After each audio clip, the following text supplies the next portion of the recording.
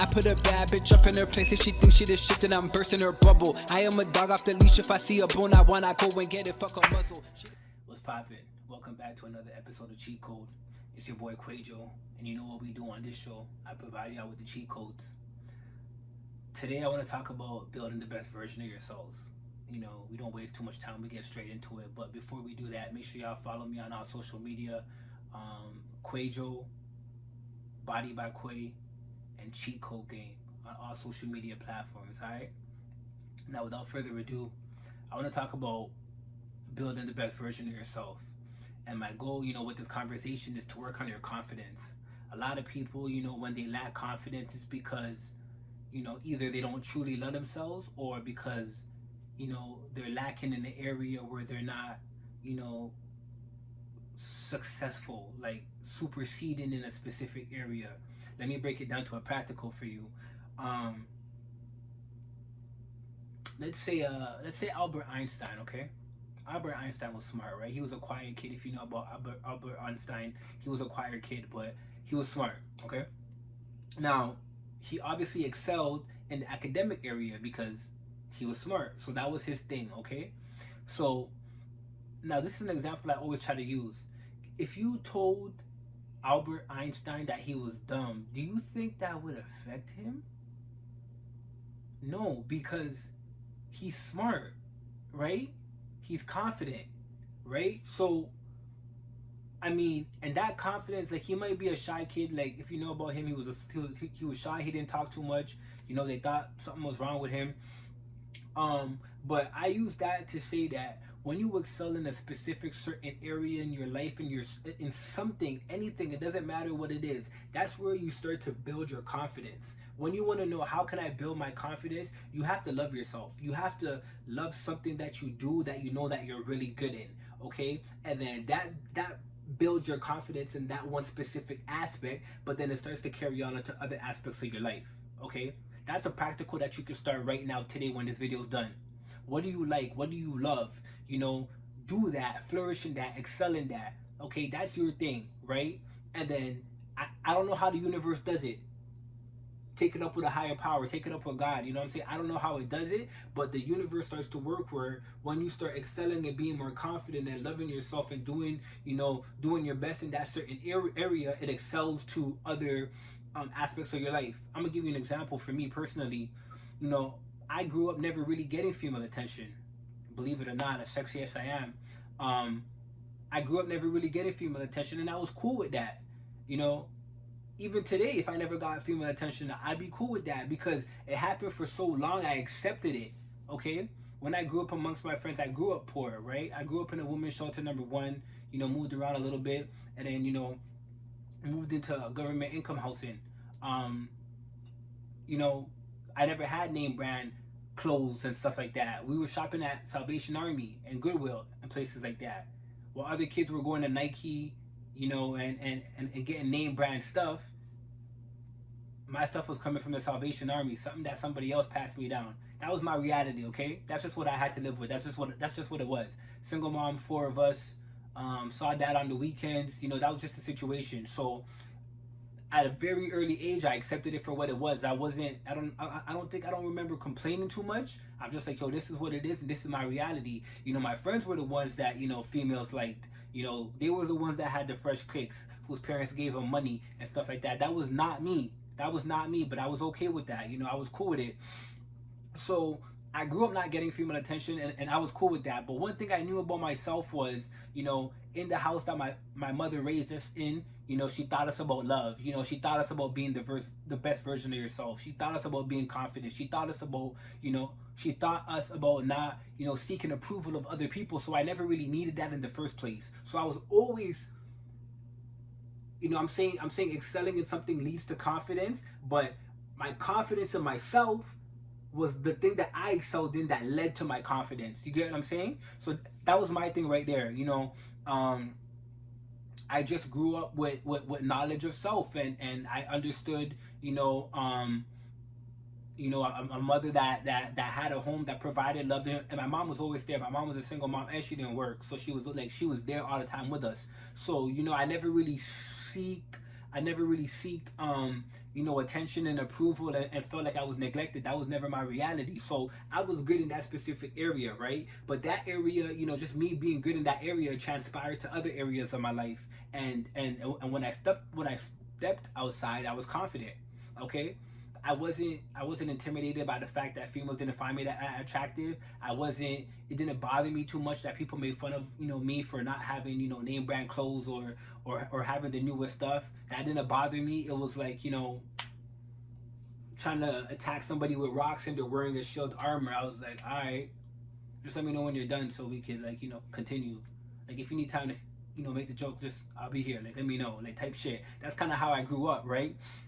But then again, I'm saying that's my thing. The foundation that my mother had built, and that built me in, or raised me in. That was my thing that built my confidence anywhere else. And I feel like even my confidence today, it really stemmed from that.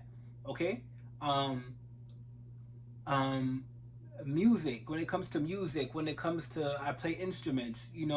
I'm talented. God gave me a talent with that, and I'm confident in that. And that just kind of a spot. Okay, that transpires to other areas of my life. But one thing is, I know I'm good with people. When it comes to having conversations with people, I know how to strike conversations. I know how to get people open. I don't know how I got it. I think it was no, I do know how I got it. I do know how I got it. It was university. When I went to university from high school, not a lot of my friends went to university, and I was there. And I was a super popular person in high school. But when I went to university, it was a whole different world. A bunch of people that didn't really know me. So, and I wasn't really appealing. Like I didn't really smile like that. I kind of looked super hood at the time. I was still real hood at the time. So I wasn't really inviting. Okay, so not a lot. Like out of the whole time I was there, I would say like probably like 2 or 3 people came up to me and started a conversation and built a relationship with them approaching me. And by the time I was in fourth year, I kind of knew a lot of people, but all of those people were me approaching them. So I was forced to be in a position where I had to go to people, ask for help, ask certain things that I needed to know, build relationships, and just be seen. To even just be seen, even when it came to professors or seeking assistance, I had to go out of my way. And I think that's something that university teaches you. But I had to go out of my way to seek guidance, to seek assistance, to let it be known that I'm here. So I think that kind of built me in the sense where it's like, I had to change things about myself. I couldn't go. I remember. I still remember. I remember one time like walking, and I had like an exam, and I wasn't really serious at the beginning. And one morning I woke up late, and I was rushing to this exam, and I forgot to put on a belt. And I'm here like in university, and my pants is falling. I look super hood. I can't even remember exactly how my hair was. I think I just started my locks, so it was the little worms, and I'm looking super hood in this place where these kids is not really like connecting like that, and we're I look out of place, right? So one day like I'm really taking everything in, and I'm like, yo, I kind of feel out of place here. Like, I have to change. I have to read the room. I have to read the room. And I got to figure out that I got to do something to kind of like, because these people is not coming to me. Like, even I remember with group projects, like, nobody's coming to me. Like, I'm isolated over there. And even when I was in a group, it was like, we're all friends over here. We'll do this. And, we'll let you know what's happening over here. I didn't really like that feeling. I kind of felt neglected. So I had to take it upon myself to make that change. Okay, in making that change, I learned how to approach people. I learned how to smile. I learned how to deal with people. I learned how to catch people and have conversations and discussions that were of interest to people, that were things that they were interested in, right? So that was a skill that I built for a couple of years, and now I could do that. I could go anywhere and have a conversation with anybody, and be able to have a fluent conversation from nothing.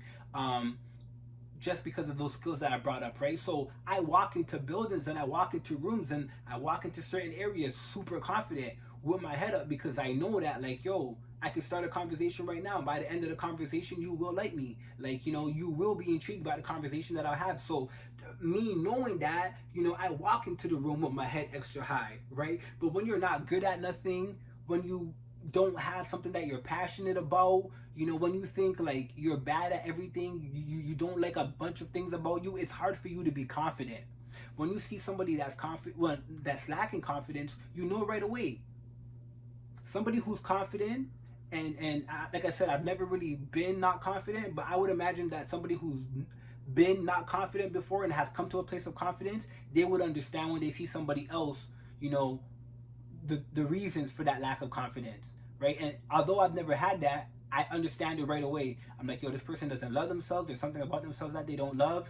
I can see it when someone's not confident right away. I can see it. It's like when you try to approach a female and you try to talk to her and your eyes are wandering, like, you know, like they're having a seizure, like, you know what I'm saying, or you're stuttering, or you're thinking about what to say. Like, females can read that, right? They can read that, but you know, and me and Mitch, we talked about this in one of the conversations we had. When you approach a female and you're just having regular conversation, you don't want nothing. It ain't nothing. What you overthinking for? Yo, what's up? Yo, I like that. I like that dress that you're in.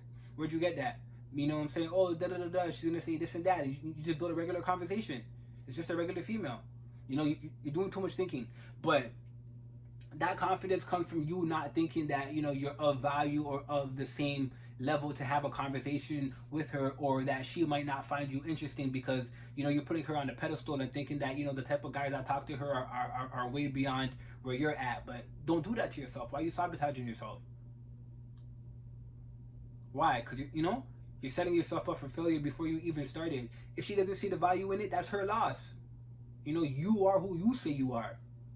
If you say you're a high value man, you're a top guy, so be it.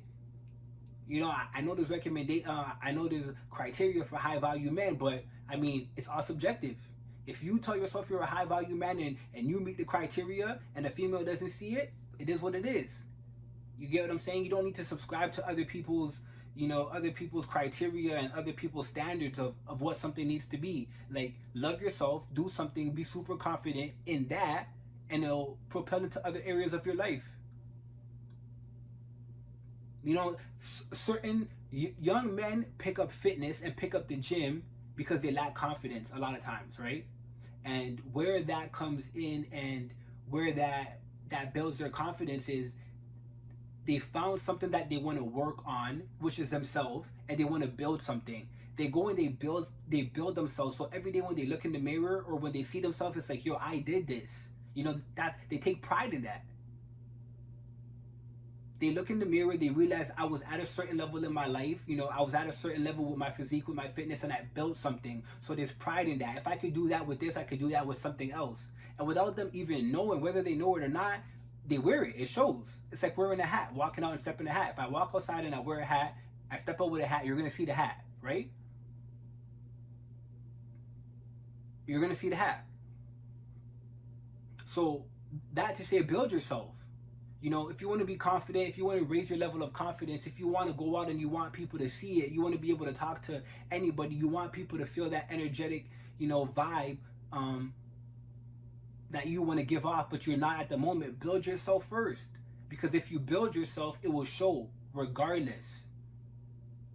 When you walk into a room and you smile and you feel confident, people notice it, but it's because, you know, rewind, before you left the house, before you woke up out of bed, you loved yourself, you woke up feeling good, you knew who you were. It's all of that, and it takes work. I'm not gonna say this is something that, you know, I'm telling you this. And okay, I said at the end of the video, I gave you a practical that you can go and start, but I didn't say if you go and start it right after this video, you're gonna be the most confident. No, it takes time, and as confident as I am, I'll tell you right now, I'm confident. I'll tell you right now, off top, probably cocky. But every single day, even right now with my level of confidence, I'm thinking about how I can up it. How can I be more confident? You know? What's the next task in my life that I could complete, that I could execute? How can I build myself even more? More, number one, for myself, number two, for my confidence, and number three, so that when someone sees me and you know, I'm asking them to let me lead them somewhere, whether it be, you know, my girl, my wife, or my kids, or you know, partners that I'm working in a group with at a job. I'm saying like, yo, trust me, lead me. They're gonna fall in line and they're gonna allow me to lead them because they feel the confidence, right? But when you're lacking that, it's hard. It's hard for somebody to come who doesn't have the confidence, who's kind of telling you, I think I could do this, or I don't know, for you know, for you to let them lead you. You get what I'm saying? So the whole cheat code right here of this episode is, if you want to work on your confidence, build yourself. build yourself brick by brick. A day, brick by brick. Build yourself. And before you know it, you're gonna look in the mirror and say, yo, who's that? Like, that's the same me from a couple of years ago? How did I get here? You're not even gonna know. But really what it is just brick by brick. Alright? Yo, that's the end of today's episode. Make sure you guys follow on all social medias. It's Kwaejo, Body by Quay, and Cheat Code Game. Okay? Make sure you guys subscribe to this channel right here. Make sure you guys like this video and make sure you guys leave a comment. We growing. It's the Cheat Code family. You already know what it is. It's your boy Kwaejo. R.E. Get him. I put a bad bitch up in her place. If she thinks she the shit, then I'm bursting her bubble.